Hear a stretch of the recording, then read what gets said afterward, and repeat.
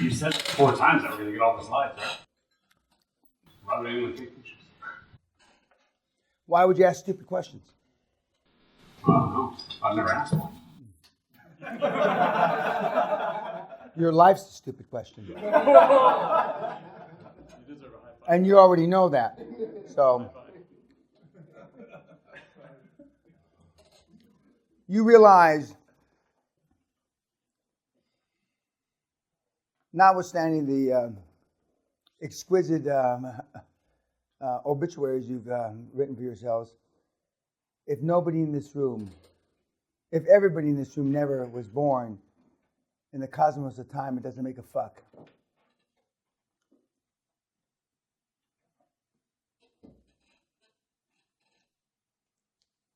In the cosmos of time, Bill Gates is not a fart in the wind.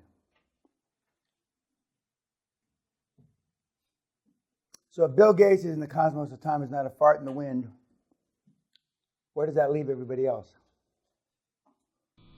Less than a fart. Fucking idiot, yeah. Some people remember how I said that laughing was a coping mechanism. Making stupid remarks is also a coping mechanism. And we all know people like that. What, if anything, up to now, are we questions we left off with some of the stories I've been telling? But what any questions on anything? Okay. Oh, just one quick. No, it's just a quick one. Okay, so with the chart you showed, with the chart you showed of used to believe and being open to doubt, what's the quickest way to get over the hump? Pull the trigger.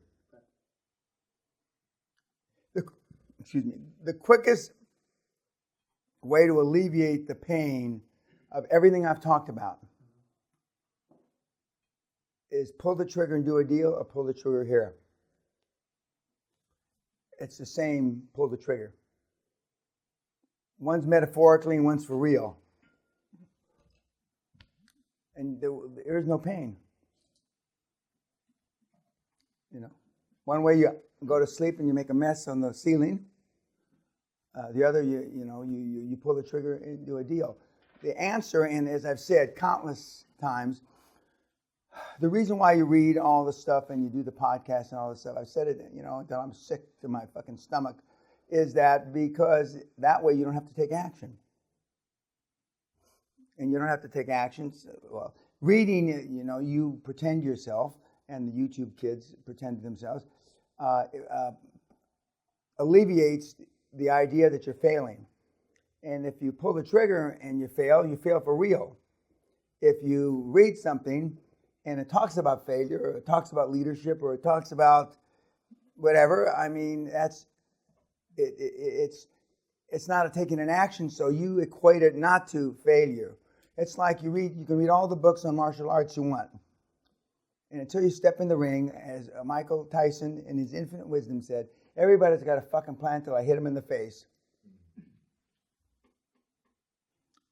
Well, yeah.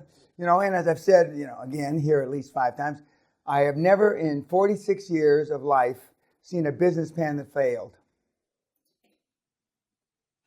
I've never seen a business plan that failed. On paper, it doesn't. And when I was with NATO, and I was allegedly, ostensibly an intelligence officer, a tactical intelligence officer, and we were supposed to keep the East Germans and the Russians from overrunning us. We had all these fucking sophisticated plans, but I'm glad the wall fell, because I'm not so sure we would have beaten them there. And when I went back to Checkpoint Charlie, and I was actually through Checkpoint Charlie in East Germany in the 60s after they put up the wall, and then when I came back, before and after. We have all these plans. It's like all the corporate plans and all the, the Veteran Administration plans to fix the VA. Well, the Veteran Administration, unfortunately, is still not fixed. And there's been decades of plans. There's been decades of commissions in Congress, and it's still fucked up. The National Health Service here, there's been decades of plans how to fix the NHS. And as you said, a toilet seat costs $6,000 or $3,000 or whatever. And there's some parts in NASA for the rockets, etc., that are horrendously expensive for an ashtray. I remember there was an $800 ashtray or something. Why they would have an ashtray? Because you can't smoke in a goddamn rocket ship. But anyway, that's a whole other story. Why would they even have an ashtray? So plans aren't great. And one of the biggest hurdles that you'll have when you get out into ostensibly the real world is when they tell you they want a business plan. And because you're weak-kneed, because you've been trained to be weak-kneed and you haven't been trained to do anything else, you will, want to capitulate, and you'll write me in your weekly report, and I'll continue to tell you and not to do it, because as soon as you write the fucking plan, it's in concrete. Executive summaries will suffice. Now, some of the areas that you'll pick will require more sophisticated executive summaries. And we talk about executive summaries tomorrow. But executive summary is basically 2 pages. 2 pages. Industry, hospital healthcare is a $21 billion industry. Psychiatric outpatient clinics is a $9 billion, if that's what you pick, $9 billion industry. And there's 11,000 psychiatric outpatient units across the United States. And they're owned by each doctor or clinician owns 1.65 of these fucking units. Why does he only own, or she only own 1.65? Because it's like dentists have 2 offices. They can only be so much time that they can spend. The psychiatric outpatients don't have to have a doctor. They only have to have a psychiatric clinician. I don't know what that means, but it doesn't have to be a doctor. And so it's normally a psychiatric nurse. And you list this shit, and hopefully you'll pick a industry with a subsector that's had an exit. But you'll want to pick one that doesn't have an exit to make it harder for yourself. I'm just telling you the way it is. You'll pick some fucking thing, some obscure fucking thing that no exit. But if it has had an exit, then you can use it as a benchmark to price your deal at. I tell you, the dental offices, there's 2 primary benchmarks that they've used the last 10 years. One's about a $180 million exit, and one's a $1.2 or $3 billion exit. And both were bought by Canadian pension funds. Same pension fund, actually, if I remember correctly. And so you'll do that information in your executive summary. And then behind the executive summary, you'll have your profiles. Chairman, CEO, COO, CFO, industry experts, and each one of those will be a page or a page and a half. And then you'll ask the accountants and the lawyers that have permission to be able to list the professionals, PwC and Melvin Ian Myers, or whoever the fuck it is. You won't have to explain about them. You don't have to put their profile down. And then my recommendation to you is just forget your own profile. There's a couple guys in here that have done something so you can list your profile. But for the most part, the kids just forget your profile. And they won't even notice. Nobody's going to call you up and say, "Hey, Nick, I noticed your profile's not in here." Trust me. $100 million deal. Who gives a shit about me? I was going to ask what happens. Oh. What's it called? What's it called when you fall asleep? Narcolepsy. Sometimes I wish I had it. Okay, so what's your question? I was just going to ask what happens if you get asked about that. They're not going to ask you. They're not going to ask you. God help me. Oh, God. Oh. They're not going to ask you. They're just not. Now, he'll probably forget the CFO's profile. See? And somehow he'll say, in the notes, And what I love when I say something like, he says, I didn't find it in my notes. I do not understand. I went through all my notes. I went through all 2,026 slides and I could not find it.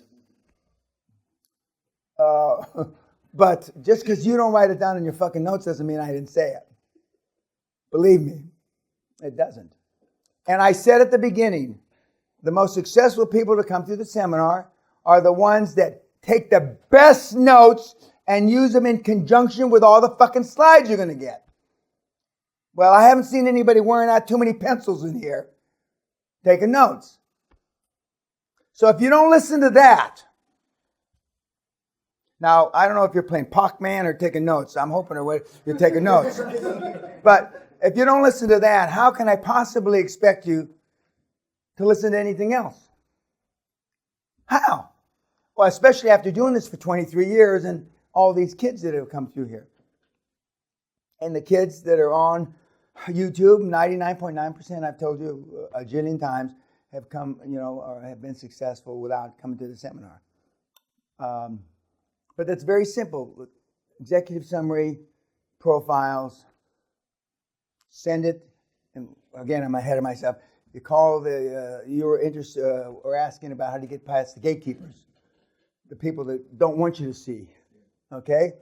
You call, flowers work, candy works. You wouldn't think it, but they did. Candy and flowers still work. I don't know why they work.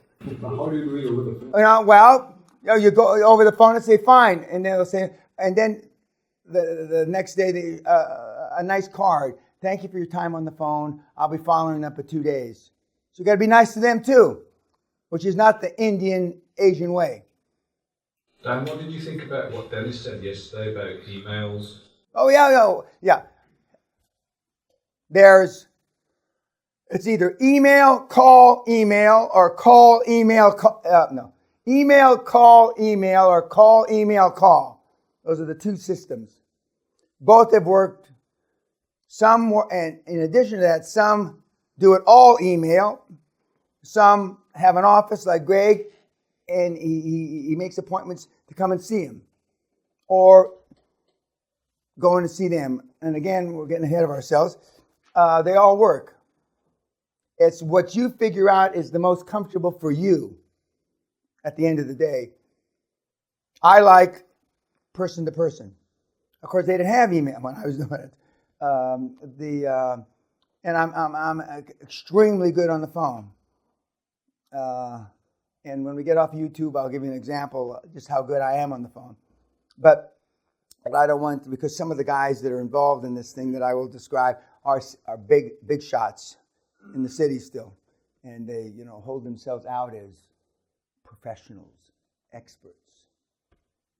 And I'm about to tell you, it will illustrate just how professional and expert they are.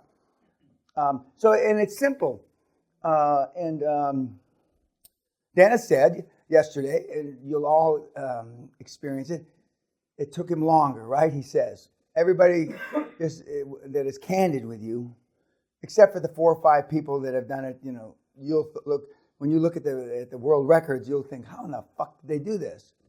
And there are a few that do it, that have extraordinary communication skills, one-on-one, extraordinary phone skills, write great little thank you notes.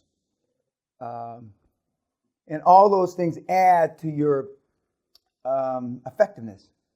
Okay, YouTube, thank you.